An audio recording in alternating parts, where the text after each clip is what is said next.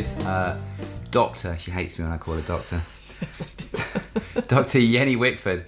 Jenny is a PhD physio, and Jenny's specialty is pelvic floor. And so we've been talking about this idea of pelvic floor and what it is. And so I'm delighted that you're going to be joining me in October for our 5-day dissection in Bristol this year. Woo! Very and exciting. it's going to be great. So that's a class which is for regulated healthcare practitioners. So that's people that are osteopaths, chiropractors, physiotherapists, and and you're going to do a section on the pelvis. We're going to have one of our cadavers which is going to be set aside specifically for looking at that for a section of the day. So why should they come, and what are you going to do? Justify your existence. Well, the pelvis is pretty central to the body in many ways. It's something that a lot of us have not really learned that much about. I know from my training it was pretty much ignored. It just wasn't there. But it's so relevant to everything. So just to get a bit more understanding of it in relation to function in the rest of the body. Do you carry this around with you? Is this in your luggage? Have you Always. You carry a pelvis I do. around? Yeah. I love the idea of there being a pelvis, because we've got a pelvis here, and then we've got a pelvis and hips. And so we can identify pelvis, that's gone, and then we can say pelvis and hips. And it's this idea, how have we got to the idea of a pelvic floor? Because I know you're keen, and we're both keen to reconfigure the thinking of the idea of a pelvic floor. And so talk me through this pelvic floor idea and how we got there. Well, partly through working with clients who have problems or difficulties, pain in the pelvic region, and then very much from the dissections, the whole idea of a pelvic floor makes less sense or makes no sense. Why not?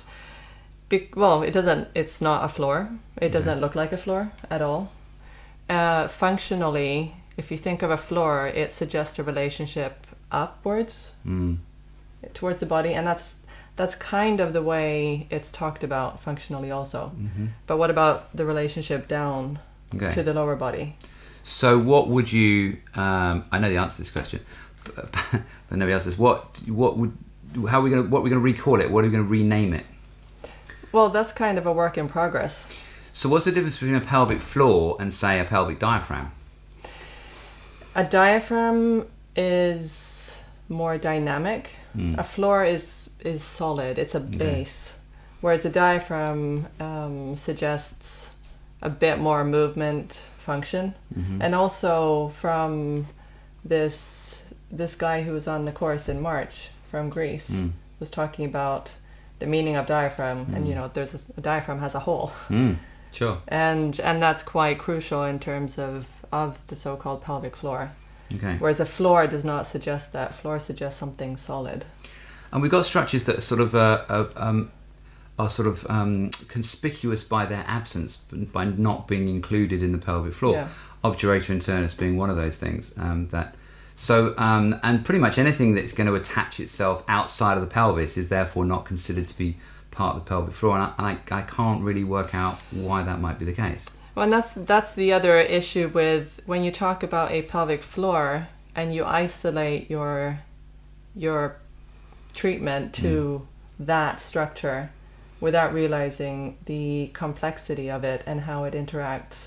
It has to function with everything else. Sure. So if you're just targeting it, then what about the rest? So my statement that I give out is you can't really have a problem unless you've got a name for it. So give it a name, you'll find a problem for it. Like piriformis syndrome. Well, why is piriformis syndrome a syndrome and not an obturator internus isn't a syndrome? Because people don't really know much about the obturator internus, but they see something in a book. So this is the point. It's how have we got to this point that we have these itemized structures that we go and we classify them. We say this is the pelvis and hips, this is the pelvic floor, and never the twain shall meet. Well, I wonder if part of it is the idea of, because we base a lot of our treatment and ideas about treatment on a model of the body that someone has described. But that model might be, and I think often is, very simplified. And because most people don't have the opportunity to actually do the dissection and look at what is really going on, they don't even see that. They don't ask the questions. So why should anybody come on our dissection then? What's going to happen? Well, it's probably going to really change everything. It will give a different idea about the body. It will hopefully challenge a lot of what you think you've done before. Sure. Which can be a bit difficult, but is also hugely satisfying. So there you go. I think personally, I would say to people, look, it's not an anatomy class. It's an exploration of the anatomy and trying to reconfigure it and thinking about it differently, think about it functionally. It's really about function, rather than sort of naming parts and saying this is what they do or don't. Yeah. Function isn't just this muscle abducts this, and is innervated by this. It's more about how that connects up with something and what those relationships are, and that's what I'm really keen. That's why I really like your thinking and your approach to this idea of the pelvic floor. When I think with the pelvis, because it's something that it's inside, it's hidden, we don't have access to it in the same way. Sure. So the dissection is amazing for everything, but that adds a whole different dimension to it. Yeah. And it really becomes clear that the models, the anatomy images that we see, are so simplified. Yeah, sure. I think they have to be. Otherwise, it would just your They head do would have to explode be. if you didn't. But to then take starting the point. next step. Yeah, sure. And based on that, see, okay, but there's all of these, and how do we see the continuity in it? Okay, so not just pelvis, but we're going to talk about psoas as well. Why isn't psoas and iliacus pelvic floor muscles, or it's this is the kind glutes, of glutes. And there's so many other parts. So this is the kind of conversation that we're going to have. So come and join us in Bristol in October. It's nearly Halloween, so up to that point. Fabulous. And Jenny and I will be there to guide you through this incredible structure that we call the human body in a different way, and we're going to hang around in the pelvis for some of that time. Not all the time. We do have a lot to look at in 5 days, and but I'm sure it's going to be amazing. So looking forward to it. Very much.